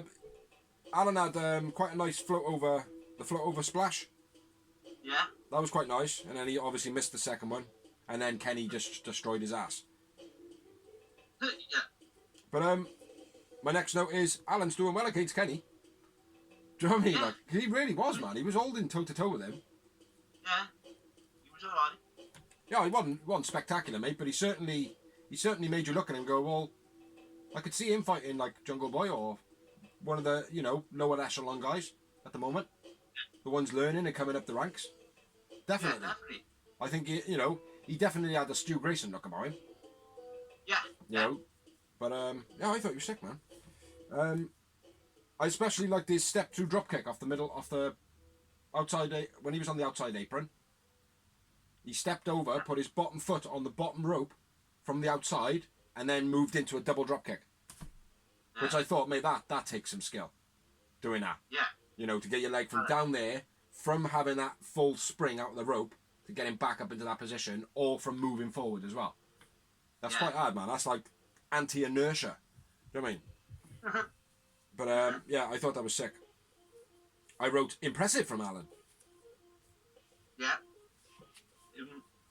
Kenny beastie clothesline. Yeah. And then there's the ring apron part, which I thought was cool as fuck. What was that? Where the ring skate is actually in the ring. Oh, Kenny's standing on the ring skate. I didn't notice that. I must have missed that. So they pull the skate on the outside. Yeah, Kenny pulls him into the ring and he drags it in, doesn't he? In the ring. Yeah. Now the whole skate is in the ring. Kenny's standing on the ring skate. And what's his name? Alan Angels grabs the skate and pulls it from him, like pulling a rug from underneath you. Oh, okay, I didn't see that. I missed that. You? Yeah, I must have been sick. mine. I've never seen that before. Yeah. Ever. Mate, he did quite a few different things in this match that were cool. Yeah. No, I missed that. I don't even know where that was, mate, because my next bit is the sick V-trigger to Alan's head that squashed it on the rope. Yeah, my next note is Kenny hits V-trigger. Yeah. Fucking mate, his head bounced all over the shop. Yeah. Then the heavy powerbomb from Kenny. Yeah. Then a heavy V-trigger to finish. Yeah. And it looked like, right, the lad went up to Kenny before the match and went, please sir, can I hit you more than once? Can we not have a squash match? And he's like, yeah, no problem, man. As long as I can kick you in the head 3 times as hard as I can at the end. And he's gone, okay. Because, mate, yeah, you're paying your dues. Yeah, you're paying your dues. Then 2 V-triggers were nasty, and that powerbomb was nasty. Yeah. Maybe that's the rite of passage, I don't know. Well, or maybe... Omega doesn't strike me the type of guy to be a Bradshaw, like, do you mean? No, not at all. But, still, there are bargains, though. Like... Yeah, there are receipts. Yeah, there are receipts, there are bargains. If I went up to a well-established wrestler and said, oh, look, would you mind if I, like, pulled the ring thing from underneath you, making you look like a fucking idiot? Yeah, no problem. As long as I can powerbomb you full force. All right, we'll go with that one. Do you mind if I do this? Yeah, as long as I V-trigger you when your head's on the ropes. Oh, okay. You know what I mean? Like, we see it on Dark Side of the Ring as well, isn't it? Yeah. It's all things like that. Yeah, exactly. Well, it's bound to happen. Like, it happens between, like, me and you and shit. It's like, oh, let me pinch one of those. Yeah, as long as I can have one of those. Do you know what I mean? It's just, it is what it is, isn't it? Or what happened is, like, a green guy will go up to a wrestler and it's seen as disrespect. For him to go up to him and ask him to do high spots or whatever, like specific things. Yeah. And the wrestlers will go, yeah, man, no worries, and they'll do it, but then you pay for it. Example. Exactly. By getting a powerbomb at the end of the match or whatever. About knowing. They don't tell you. They just, you're like, right, V-triggers come in, they go, bam! Yeah. There it is. Stiff finishes to the match, like. Yeah, heavy finish though, man. I had 4 moments in the match. I'm more on par with you, having with 3. Yowie wowie. 3 moments. And my man of the match was... Anal Angel! Really? Yeah. Fair play. He was impressive. He really impressed me, mate. Kenny was still my man of the match. Yeah. No, he really impressed me, man. But, yeah, big up Anal Angle. Yeah, heavy V-trigger to finish the match. Simple pin. Then we'll move on to a promo from Scorpio Sky, which is to be continued. Yeah. Which I thought was cool. Because it did actually start getting me, like... I was, like, starting to get proper engrossed into it, like a documentary. Yeah. I think they put it on really well, man. A good story. Yeah. Talking about his injuries, giving it up, coming back for one last stint. You know, good shit, man. Good shit. That was some good shit. That's I Vince. enjoyed it, yeah. Like I said, the promo's been good. Yeah. Both ways, like. Yeah, very good. But yeah, to be continued, so hopefully we'll expect that from next week, hopefully. Yeah. Then we'll move on to another promo. Yeah, which is Destin, Cody in the back office, receiving a phone call off Destin. Did you actually know where that footage was from? No. Yeah, it's from the Road 2. Okay. On the Road 2s now, there are quite a few like important little nippets, like Ann Anderson ringing Cody and Dustin ringing Cody, and I guessed it was because I knew before it happened. Do you know what I mean? So we had to come up with something. Yeah. No, I was just wondering because if you hadn't seen Road 2, you might not have seen where they come from, like, do you know what I mean? But yeah. Sorry to interrupt there though, but there was a promo from Road 2, and basically Dustin ringing up Cody, putting his career on the line if he can't beat Kip Sabian, then he will retire, which we've already discussed earlier on, I think. Yeah. Which was never going to happen. Exactly. Or was that before the blog? I can't remember. What's that? Kind of spoiled the main event a little bit for me. Yeah, didn't spoil it. To be honest, I thought it was shit anyway. But anyway, moving on. Another promo. Being the Elite. First time they've done it, I think, innit? Being the Elite promo. It's a big one, isn't it? Yeah. No, it's not the first time they've done it. They have done they have like advertised BTE other times as well, but not often. I think it's maybe second or third time. But there was nothing like this one was. Yeah. It was more like just having like kind of the logos on a screen, just going, "Oh, be the Elite every Monday," and that was about it. You know. Yeah. But right. So yeah, episode 200 of Being the Elite. You can watch it on YouTube on the Being the Elite channel every Monday. It's awesome. Watch it. Moving on. Yeah, man. To 20-minute time limit. 20-minute time limit. With Jimmy Hammock versus Orange Cassidy. Rewind that. Orange Cassidy. Jimmy Havoc versus Orange Cassidy. Orange Cassidy. Good match, I think. Yeah. Nothing again. It was he fucking ruled this match. Like it was nothing spectacular. It wasn't nothing massive. But I think the psychology was more than everything in this match. Yeah. You know, and the rivalry hasn't. It's not even a rivalry. Do you know what I mean? Like. No, exactly. It's just something come off the fly from last week. Yeah, but I think the psychology in the match worked so well. You know. Yeah. And certainly aided in building up a rivalry. You know. Yeah, they could go there if they wanted to, like, definitely. Well, they have now. Well, yeah, obviously, yeah. But, yeah, Jimmy Havoc, who is a fucking legend, weighing 14 stone, whereas everybody's weighed in pounds, versus Orange Cassidy, who basically loves his hands in his pockets, not giving a shit. Awesome match. Awesome match. What am I fucking talking about? Yeah, decent match. Havoc jumping Orange before he's ready in the beginning. Yeah. Not allowing him to take his jacket off, not allowing him to put his elbow pad on. Yeah. Yeah, proper smashes him right in the beginning. Works on him on the outside of the guardrails again. I think it might have been a bit of a hard drop on that hard guardrail. Because when he placed him down and he actually hit the rail, his legs seemed to still be up at that angle, like, rather than down low. So I think he might have taken a bit of a bump on his coccyx there, like.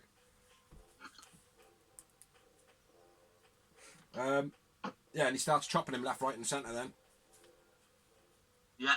Making you think that he's going to slam his hand into the ring post. Yeah. But he doesn't. No. He catches him out the one time as well, doesn't he? Yeah. Yeah, good little spot in the match. Life Death Valley Driver from Jimmy. Yeah. Havoc chokes out Orange Cassidy with his own arm. Yeah. I thought that was cool as fuck. It was different. I didn't really rate that too much though, because I was looking at it like, well, if he just moved his arms forward, you wouldn't be choking him anymore. because he was gripping his arm. Yeah. He didn't feel like he was gripping it from back. It just seemed as though he was like grabbing it from there, like that. It just didn't feel quite. I liked it, but it didn't quite feel that believable, you know. Okay. But yeah, I definitely remembered it though. Spinning uppercut on the floor when like Cassidy sat up and Jimmy Havoc just run up and spinning uppercut. Yeah, and he lands up on the top rope. Yeah. Yeah, that was cool. I like that. Nice spot. Yeah. Nice spot in the match, I was. Where we go? Havoc wrenching the fingers when he got Orange Cassidy in the armbar. Yeah. And style. And from that as well, he seemed to manipulate Orange Cassidy quite a lot. Like making it, like when he was pulling his fingers up and like he was making him get off the floor quick. You know what I mean? It was almost like he is using a tendency here to manipulate him around. Yeah. To flick the body type thing. Yeah. And you know, whether Orange Cassidy went along with the strain in his ligaments or his tendons or whatever, or if he played it like Jimmy wanted him to play, I don't know, but it was sold well, whatever. My next note is Havoc puts Orange's hands in his own pockets. Yeah. Which was obviously a mistake. It was always going to be a mistake, like. That's what he does, like, when he gets hulked up, like. When he's hulking up, he puts his hands in his pockets. Everybody knows that. Well, Jericho said that at the beginning. I thought he was going to get hulked up because he still took a little bit of a beating for, like, 20 seconds. And then his comeback happened, like. Yeah. Jericho was like, see, I told you so, goddammit. Yeah. It was, again, the psychology where Orange Cassidy had the shit kicked out of him all the way until his hands was in his pockets. You know, most people are being like, "Oh, what the fuck is this?" Like, it's like, "Oh, that's Orange Cassidy." Like, but he only did the one move. I think he did the drop kick with his hands in his pockets, and everything else, and he just flew normal. Yeah, I noticed that, and I was a bit like, Yeah, I think though, again in this pandemic, if they have got Orange Cassidy as a wrestler that they can rely on, they're not going to want him to do anything too stupid and hurt himself. Yeah. You know. Yeah. If we got someone else and he like pulls his shoulder or whatever, it's fine, isn't it? Like, you know. Yeah, exactly. I suppose. Yeah. Oh, good call. Jimmy Havoc in the corner when Cassidy kicks him or knocks his feet out. That fall he takes, brilliant. Yeah. Sold that quality, man. Sick in this match, fair play. I thought Jimmy Havoc was dope in this match. Oh mate, Jimmy Havoc in all his matches are dope. I think in the beginning, he's real good in this one. Yeah, I think in the beginning, people didn't know. People were looking at Jimmy Havoc. They researched him and they went, "Oh well, he's just violent, like." And it's like, well, he is violent, but what you've got to appreciate about Jimmy Havoc is the style that he uses. Yeah. It's not just that he's violent. His moves are all quite street. Do you know what I mean? Yeah. Like, they're not. Say again. But technical as well. Yeah, he wrestles, but his style is street. It's like, oh, well, if I was to wrestle you on a street, what would hurt you? It's like, well, if I had hold of your hand, I'm not going to let go of mine. I'm going to start manipulating him and pulling on your tendons and shit. You know? If I got you in a headlock, I'm going to pull the hairs into your arm, mate. Do you know what I mean? Just that type of shit. It's just gritty British tacticalness, like, do you know what I mean? Like, but, yeah.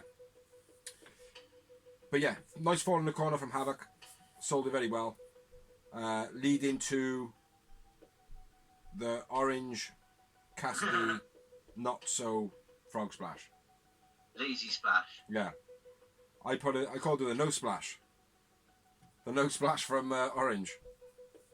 The drop splash. Because he just fell on him basically, didn't he? That's what he did.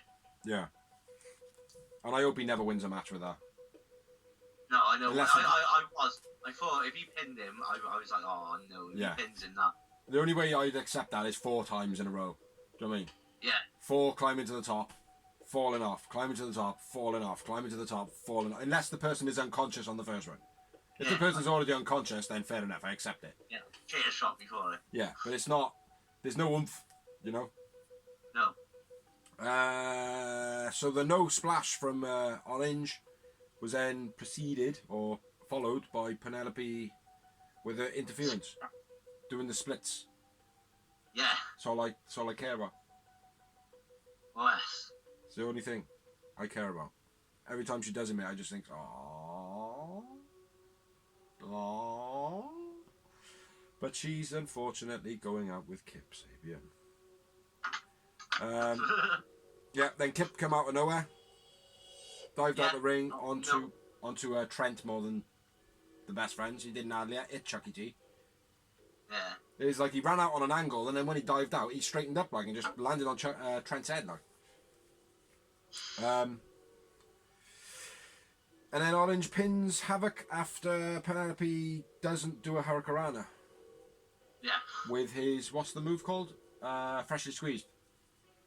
The pin is called Freshly Squeezed. Oh, is it? Yeah. So, yeah, Orange pins Havoc. Orange Cassidy wins.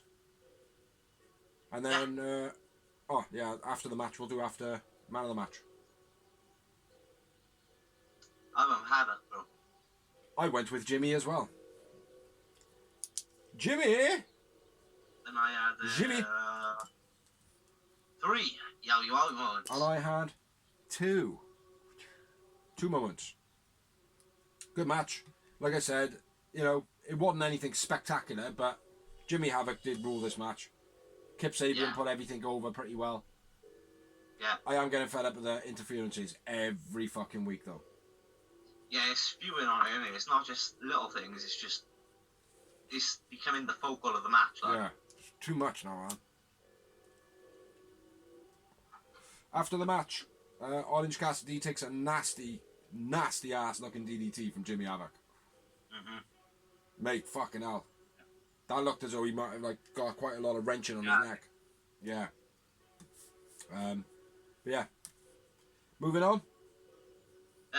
Well, obviously, best friends make the save. My bad. But they were there. They were there. So, moving on, we have got a promo from the legend that is MJF. Now, MJF has been trolling everybody for the last 2 weeks, I think it is. Yeah. Basically. Even down in my news. Yeah. Well, mate, as soon as I seen his first tweet, right, now everyone was going, oh no, he might be injured. It's like, he's not injured. Like, where did he injure himself? Exactly. Like, where? Like, oh, well, he might have been in an accident or something. Yeah, but he would have told you if he was in an accident. Because he would. He just genuinely would, like, do you know what I mean? Like, I'll tell you exactly what it was, right? A fan turned round to him and went, what are you being a lazy prick for? Get back on wrestling. And he went, I'm ill. And that person, that was aimed at one person, mate. One single person. It was basically going, well, I'm ill. I can't come back to wrestling. I wish I could, but, shame on you for saying that to me. That's exactly what he did, mate. And then everyone went, oh, maybe he is ill. Do you know what I mean? It's like, no, he ain't fucking ill. Not at all. Like, not even in the slightest. Like, he's basically trolling everybody. And then when he was like, oh, I might require surgery. And I was like, oh, yeah. You might require surgery for something that nobody even fucking knows a single thing about, but you're still portraying stuff online. No, mate. No. Yeah, not at all. Exactly. Please. What happens in business, it leaks out somewhere. Mm-hmm. Right? It may not even say exactly what it is, but there's some form of shoulder problem. Or If there was something serious, someone else would know. Yeah, exactly. Yeah. But yeah, massive play. But it was actually what he did is he addressed the situation. So he'd been trolling people for 2 weeks, making the whole world think like, and it's been in mainstream news and stuff, like basically making people think that he's like requiring surgery, he can't come back to wrestling, and then he reveals that he's got a broken nail. It's not even a broken nail. It's called a hangnail, which is basically, I got them all over my fingers, man, because I chew the shit out my skin, but they're little just bits of skin that just kind of hangs off your cuticles. Like, and he was in, he had a full, bandage on, he had a bed sheet wrapped around his little finger. Yeah. Pass. Great fucking work. Great work. So big up MJF, man. Big up MJF for that. Yeah, big fans of MJF. We always have been. Big up to him. Trolling. Knows I was working proud. Trolling like a motherfucker. Knows I was working all day long. Yeah, man.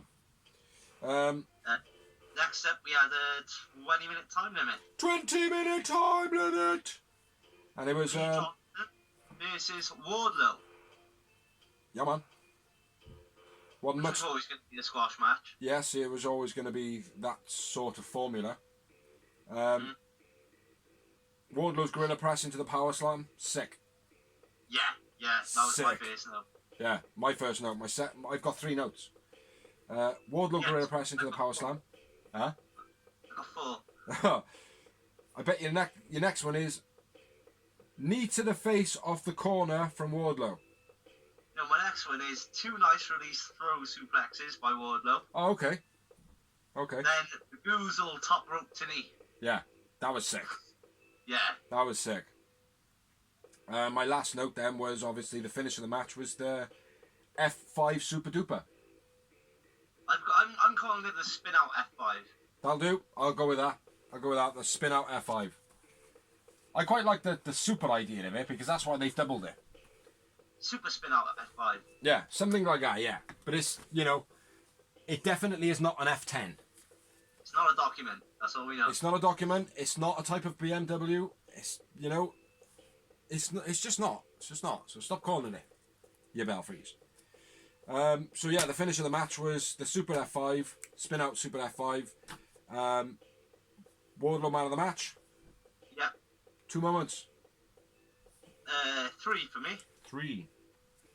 Who's your man of the match? Was it Lee Johnson? Oh. Surprised.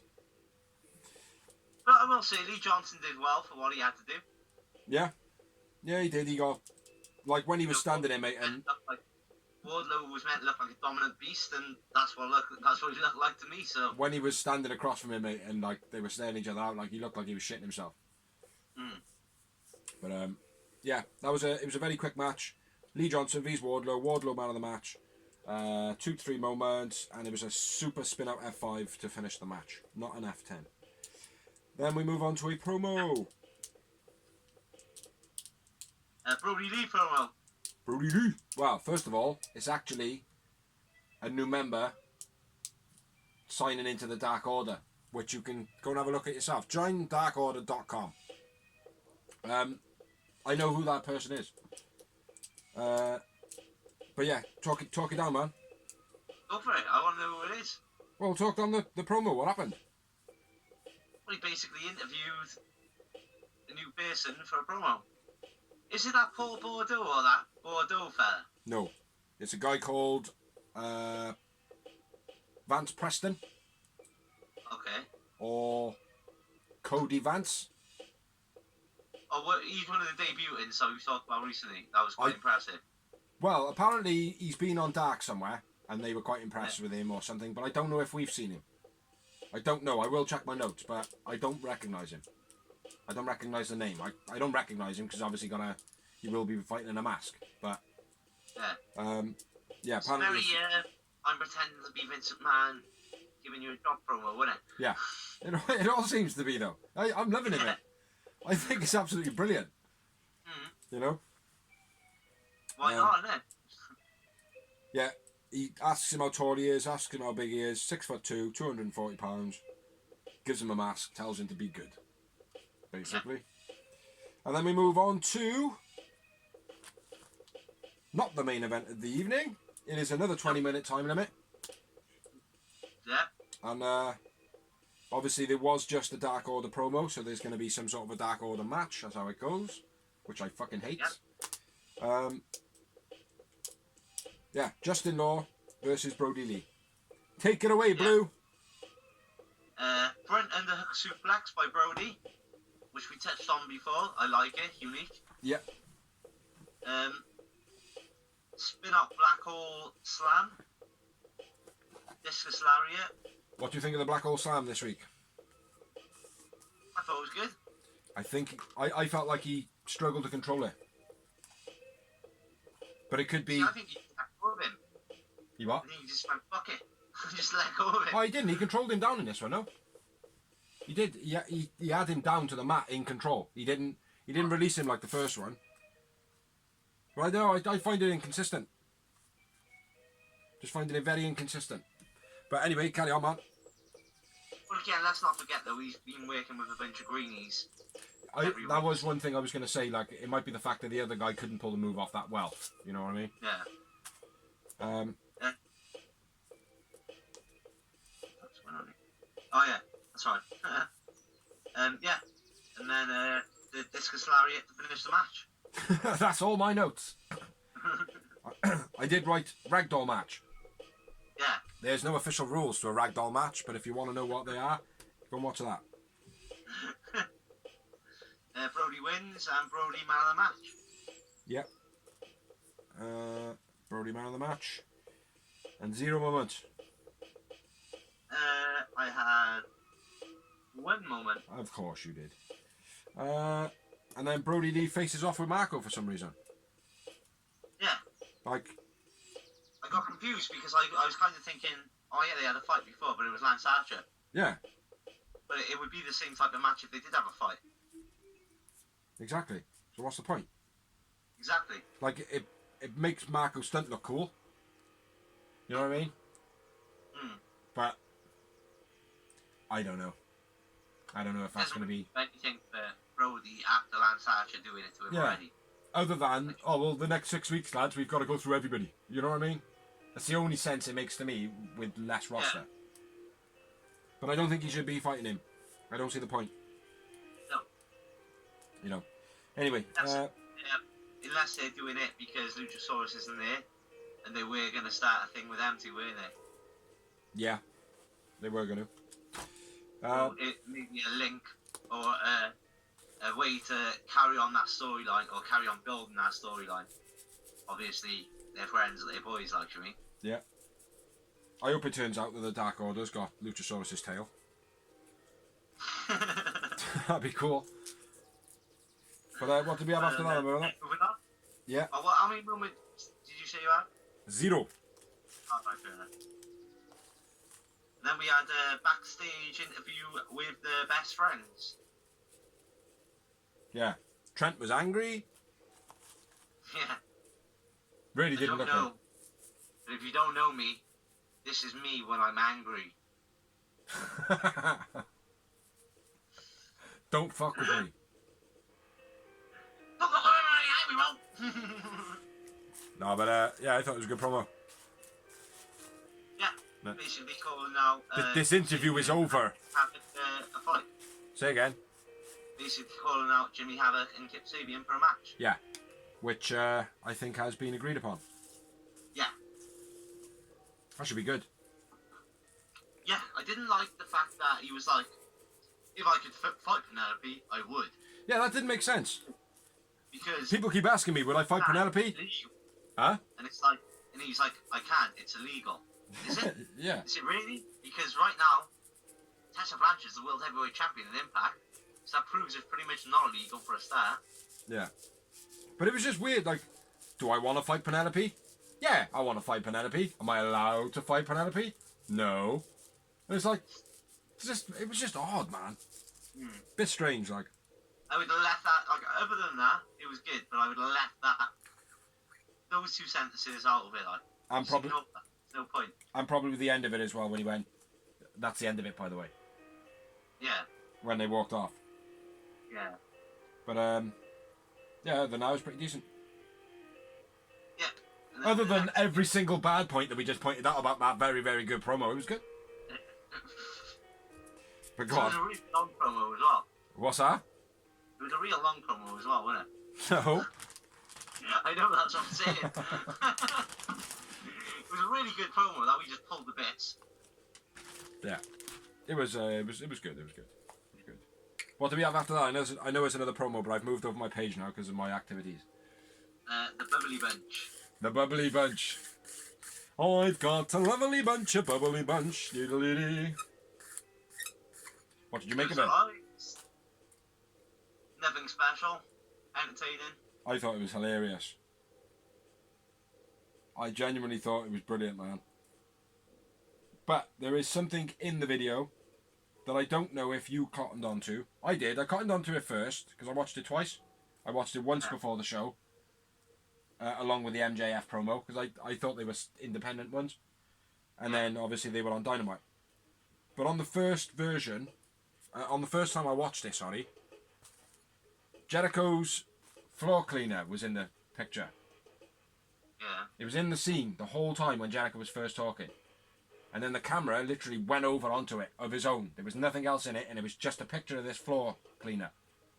Yeah. Well, they're drones. Really? The floor, yeah, they're drones. You program them like a drone. You can program a drone to fly its own pattern. That's what a drone is. You program something so you don't need to be on it. Yeah. Remote control is that, where you do that, but a drone is you program it. So he's got a drone floor cleaner. Now I don't know if this is anything significant or if it'll come of anything, but why would they need the camera to pan onto that floor cleaner? Yeah. It didn't have any relevance to the scene whatsoever. Do you know what I mean? Yeah. So I'm hoping that his floor cleaner, you know, maybe has a fight with Vanguard 1 or something, like, do you know what I mean? No, it sounds ludicrous, mate, but it'd be funny as fuck. Yeah, well, I pissed myself as soon as you said it, so... Yeah. But, yeah, I don't know... What... They are on YouTube, the single videos, like the Bubbly Bunch, and have a look. Tell me what you think of it. I don't know. But, yeah, I thought the promo was brilliant. I laughed my tits off. Laughed my head off. Definitely entertaining and original. Yeah. Not something you'd see on any other wrestling promotion. Not at all. No, they wouldn't be smart enough to think of it. What they probably do is, like, set the ring up on the roof or some shit like I like. But, I mean, that fucked up. Have you seen the pictures? yes, I have, bro. Looks fucking ridiculous. But probably entertaining, though. Yeah. Have we got any more promos now before? Yeah, we do. Mox promo. What does Mox have to say next week? I don't know. What does Mox have to say next week? Well, we have to find out next week. That's not a very good joke. No, that's not jokes. That's exactly the promo. Ah, right. I thought it was like, why did the chicken cross the road? Like, you know. No. What? Find out what Mox says next week. Mox, here next week. What does he have to say? Question mark. I know, mate. I'm just fucking with you, homie. Yeah, that was a shit segment, but there we are. Moving on. Destin versus Kit promo. Yes. A match. Because I have just got like a load of promos at the end, so I've turned it over. Because I know you've got the same ones written, so I don't need to read that shit. Exactly. Yeah, basically hyping up the match for the tournament, which is the main event of the evening. Which is Kip Sabian with the lovely, lovely, super sexy Penelope Ford versus Dustin Rhodes with the super, super sexy Brandy Rhodes. Yeah, I was more interested in, honestly, in this match. I was more interested in this match of looking what was on the outside of the ring that was actually happening on the inside. Yeah, it was It's terrible. not a good match. No, it was a bit terrible, man. Like Dustin had a couple of moments in the match that were pretty decent. His broken knee part in the match, I don't think needed to be in there. Do you know what I mean? No. Like it was like the whole retirement angle on it, and then the whole injury during the match was like just adding on too much. Oh, well, we know you're gonna win, dude. Do you know what I mean? Like fucking hell. Do you know what I mean? You might as well just give you like the belt like already. You know? But yeah, Yeah, it was. very disappointed. But there was obviously two sexy females around the ring, which kept my interest. Well, that's my first note, pretty much. I mean, Destin loses. If Destin loses, he'll retire. Yeah. So there we go. He's not going to lose. But my first note is Dustin held out the hand for a handshake, and Kip Sabian just went, "Hey," Yeah. like a fluff. He just literally give him a mincy handshake, Yeah. like Steve. For any of the boys from Pool watch this, did a Steve handshake, man. Hey, no, get away. Penelope grabs Dustin's foot. Mm-hmm. I noticed this because I was staring at a bit. And rather than Brandy hitting her, she just goes, "Shoo! Shoo! Get away! Get away!" Yeah. Why? She should have bashed it up, man. That's cat fight. I know, and like I said, like it's not like we haven't seen her get violent before. She's grabbed chairs and hit guys with him, like, do you know what I mean? Yeah. But go on, carry on. Yeah, Kip breaks the knee. Yeah. Dustin feigns his knee injury, I wrote. I wrote it like that because it didn't need to be in the match, and I was very disappointed with it. Dustin sells the knee, not being able to pick Kip up, etc. Yeah. You know it's bad when I write etc. in my notes because I'm bored already. Yeah. Big shots from Dustin, or big slaps. A nice spine buster by Dustin, he done that well. Yeah. Kip, nice tornado DDT. Dustin Powers' slam was a little bit delayed. I felt like when he went for it, Kip just kind of like, whether Kip made the mistake or Dustin did, I don't know, but it was, I can't even get my words out. Dustin was in one corner of the ring, and Kip was like 3/4 of the way away from him, and Kip, it was almost like Kip was supposed to run at him for him to flip it over, but he didn't. Dustin went to him and then still flipped him over the same way. So it was like all anti-momentum. It was weird. But yeah, sloppy. Yeah. And then Brandy Spears Penelope. One more before that. Yeah, Penelope distraction. Brandy stops it. Brandy Spears forward. Yeah. Dustin hits the code red, aka overused Canadian Destroyer. Big up on that shit, brother. Big up on that shit. Yeah, man. That was the finish of the match, basically. Yeah, which disappointed me as well. Yeah. I like it normally, like I said, I like it normally when I'm surprised by the finish. Yeah. This was kind of like, it was like, thank God it's over, but at the same time. Waiting for the end. Yeah, but at the same time, it was a shit finish. Yeah. Yeah, it wasn't a great match. Like I said, Brandy and Penelope Ford. It probably would have been a better match if they weren't there, because it would have put more focus on that rather than having to get bored of it so quick. But it was good that they were there, because for people who got bored of it, had something to look at. You know what I mean? But yeah, man of the match for you? Kip. Yeah, same for me. Kip Sabian. How many moments? Just the one. Just the one. I had 0. Didn't have anything, mate. I really wasn't feeling this match. So yeah, that's Dynamite. So we've now covered Dark, we've covered BTE, we've covered Dynamite. That's all the shows done this week. Now we will move on to the news. News. Which I shall backpedal a couple of bits in my pages.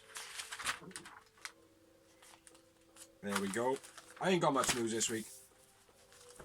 It's the only thing that we do discuss before we do the blog. We literally chat what we got in news, so we can kind of not like go back and forth and just say the same news over and over. That's about it. So off we fuck. You go first. First bit of news get out and walk. Get out and walk. Fucking hell, that was a bit backwards. Cody Rhodes' manager, Ann Hansen, on his podcast revealed that WWE don't want Cesaro to do impressive moves as he's a heel. Now, this kind of makes sense, because the problem is, like, when you're a heel, if you are doing amazing moves, the crowd aren't going to boo you. You become a Chris Benoit, a Kurt Angle. Right. Above being booed. Do you know what I mean? Yeah. So I kind of agree with it to that status. Yeah. At the same time, I hate talent being handcuffed. Mm-hmm.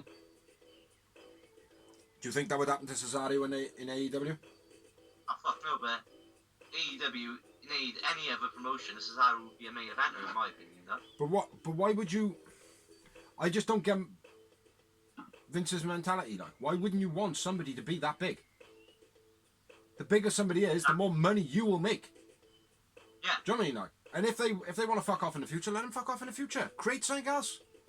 Yeah, exactly. Do you know what I mean? Like, I understand that there's millions and billions and billions and dillions and bollions and zillions and quillions of money involved. But don't be a twat.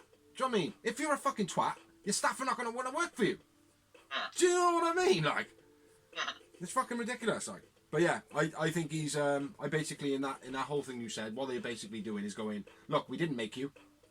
We're not the ones that actually created who you are. Like, the fans loved you before you come here. Stop it. That's what they've done, basically, which is terrible, because Cesaro is probably one of the best wrestlers around, Doc. I mean, he's probably the most underrated, and I don't mean this underrated because everyone knows he's great, but he's the most underrated, used, like he should be a main event. Underutilized. Huh? Underutilized. Yeah. No, I agree.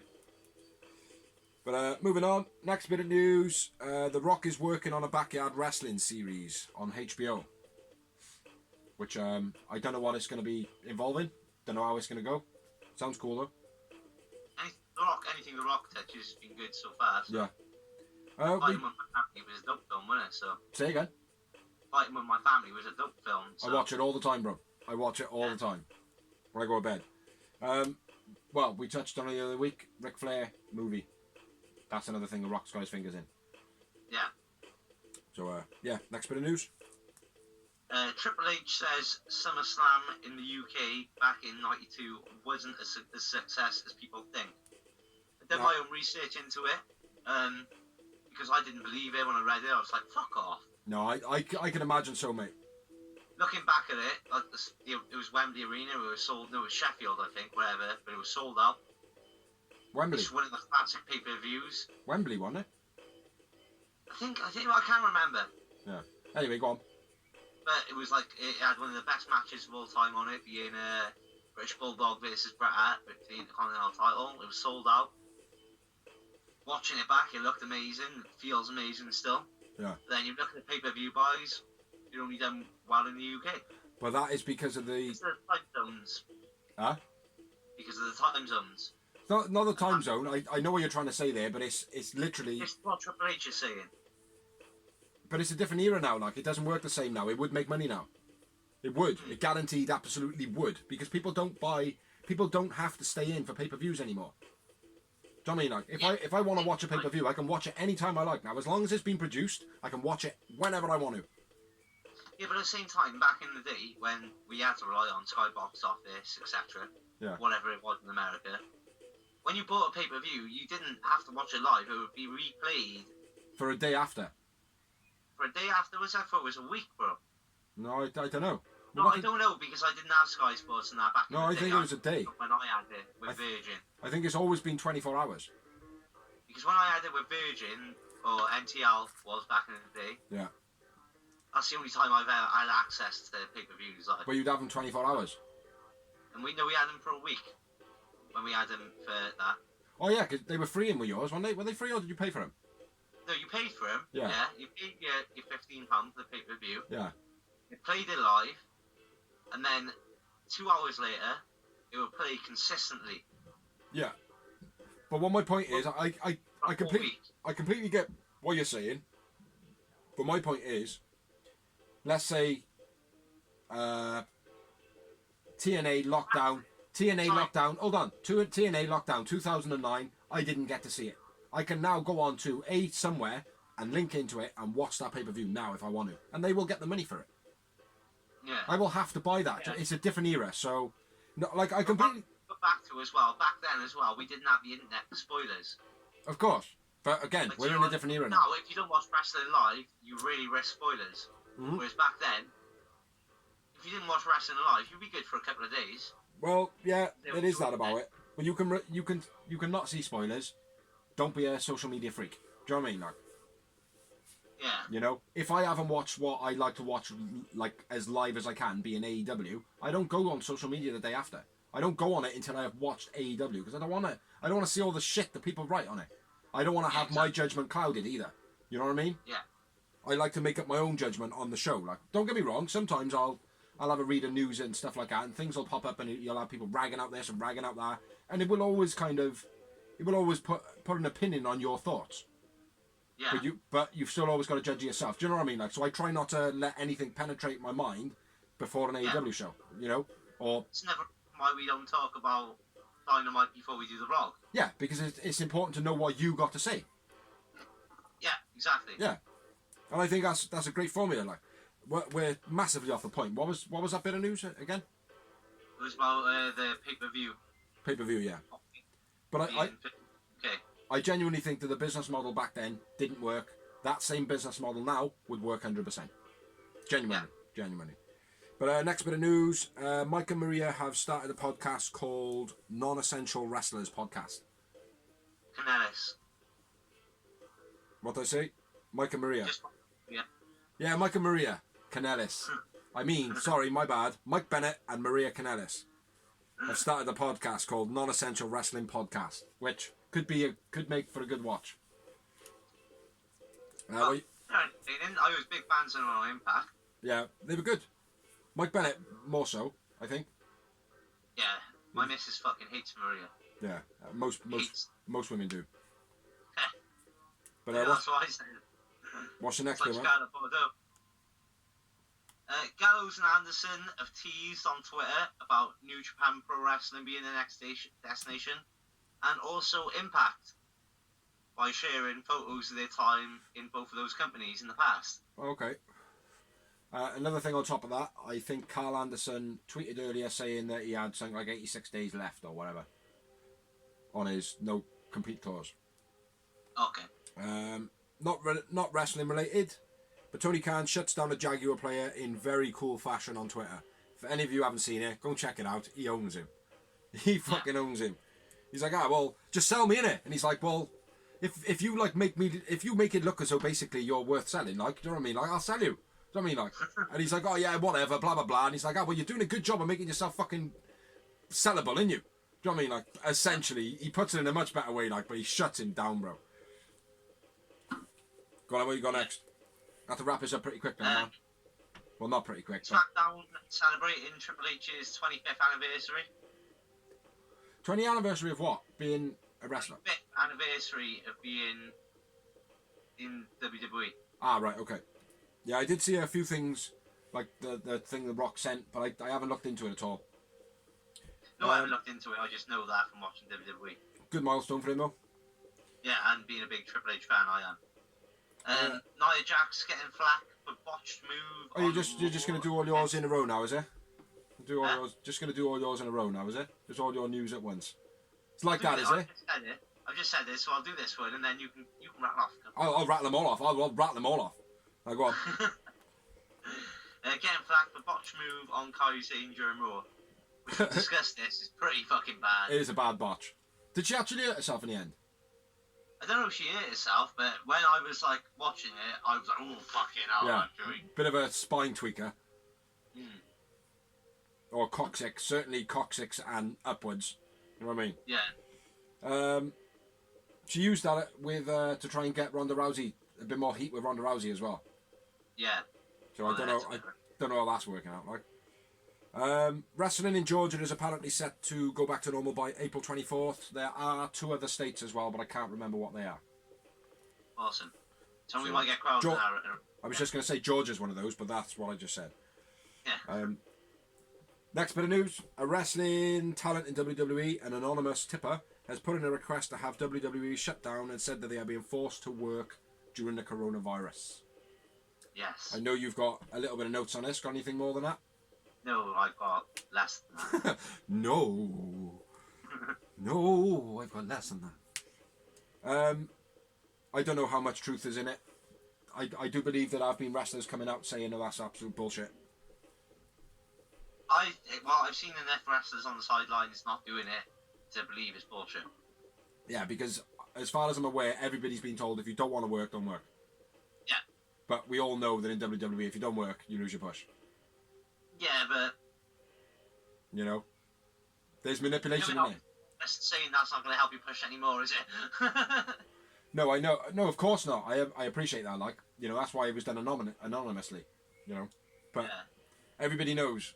You keep your mouth shut and suck Vince's dick, you're going to get a push. Well, that's one thing I haven't touched on in the news, but I have read this week. I forgot. Is WWE, everybody in WWE have been told not to mention Roman Reigns' name. Yeah. And then The Rock goes...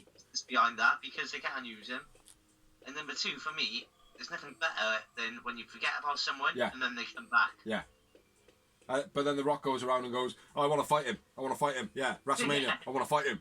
Yeah, nobody say his name. I want to fight Roman Reigns. Do you know who Roman Reigns is? Yeah, fuck Vince. Exactly. Rock watches, bro. Yeah, what's your next bit of news? MLW are digitalising their tape library. That could be cool, man. Yeah, I think so as well, because I've heard a lot about MLW. I know Tony Schiavone was doing their last few years. Yeah. MJF came from there. I know Darby Allin's wrestled there. I think Killer Cross or Killer Cruz, as you know him. I think he Or Carrion Cross, Bellend. Yeah. Jimmy Havoc. Yeah. Quite a few. Gone. Yeah. But, yeah, so they're turning they're getting take library digitalised, so Yeah. they'll have a streaming site apparently. Well, I suppose they haven't said that, but I suppose that's what it's leading to. Maybe, or they'll go on to Fight TV or something like that. Fight Network. Yeah, sell rights or rent the rights or whatever. Yeah. Rob Gronkowski is done with WWE. He is now officially signed with Tampa Buccaneers. Yeah, I think he went from the Patriots or something like that, didn't he? I couldn't tell you about that, mate. I don't know anything about NFL other than the shit. That's why it's just crappy rugby, isn't it? Yeah, it's not even crappy rugby, mate. They call it football. They run around with a ball in their hands. I know. Doesn't make any fucking sense. No. I mean, they should call it soccer. They should call it soccer. They should call it soccer and call football football. That would make total sense. Right, what's your next bit? XFL Commissioner Oliver Luck suing Vince McMahon for unrightful termination. Unrightful termination. And he's suing Vince McMahon directly, not WWE. Yeah, I said Vince McMahon. No, I know. It's for the video. I'm not telling you. I'm telling the fucking video. Tell them. Fuck this guy. Fuck this guy. Where's my fucking remote? Where's my fucking remote, man? I'm gonna turn this prick off.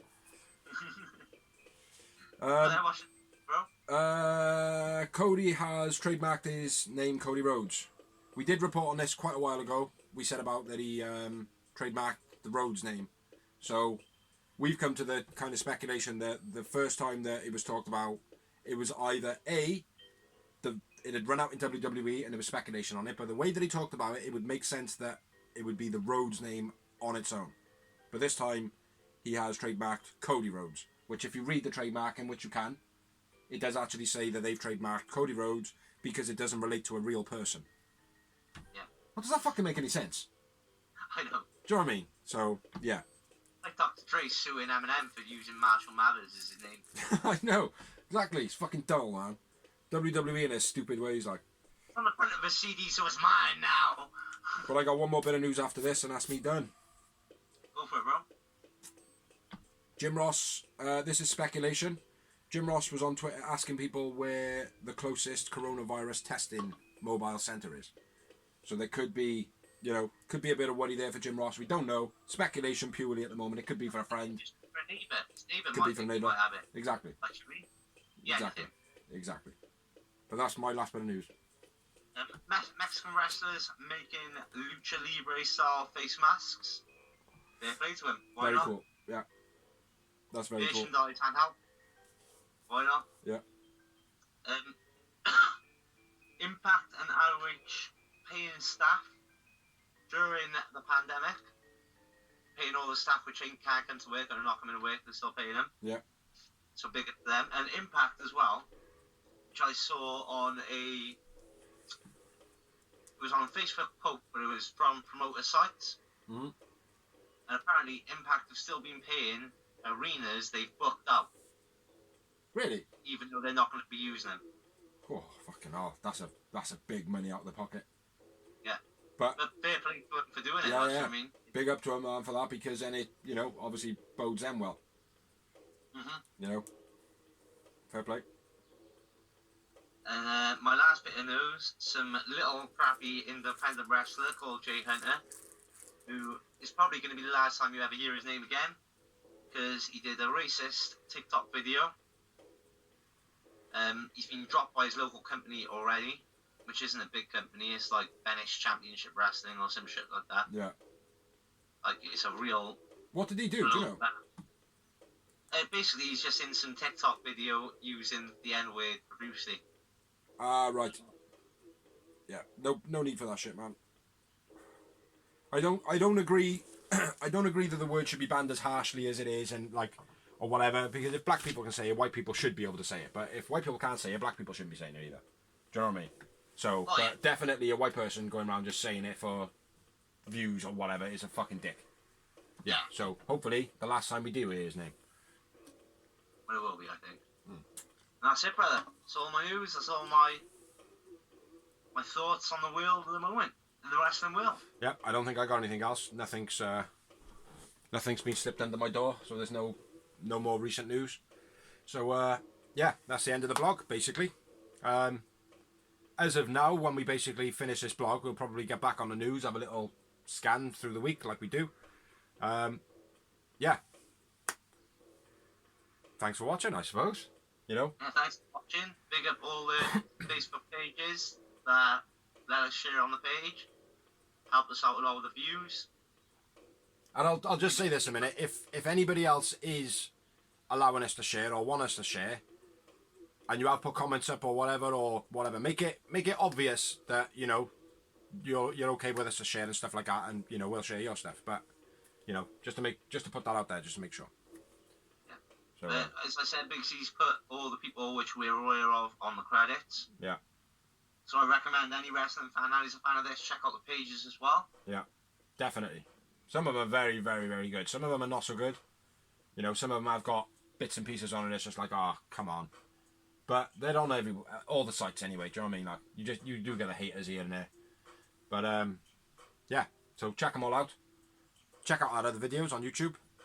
We're on Twitter. We're on Facebook. We're on YouTube. The Real Wrestling Show -- blog. Yes, blog. Yeah. I've been Bigsy. I've been Dozy. And we've been cool as fuck as usual. So. Phenomenal. Also, one more thing. We do have a couple of kind of side episodes that we call the 10-minute talk or the 10-minute tantrum, depending on if it gets a bit heated or not. We've just released 2 episodes. One was the economics of what's going on around WWE at the moment with all the releases. And the second episode was about the releases and where we thought that they should go. ROH, Impact, AEW, etc. So check those out. Also, there have been a few extra releases since the last vlog, which I didn't note down. What do you mean? Well, like Cassius Ono. Oh yeah. Well, we'll do a catch up one next week. I think by next week there might be a few more on that as well. If you make a list of them, and then we'll write them down, and we'll update you guys on that as well. So yeah. But thank you for watching. Doing the best we can, using the technology we got, and smashing it out there. So yeah. Wash your hands. Yeah, wash your hands, man. And yeah, we'll catch you next week. So thank you for watching.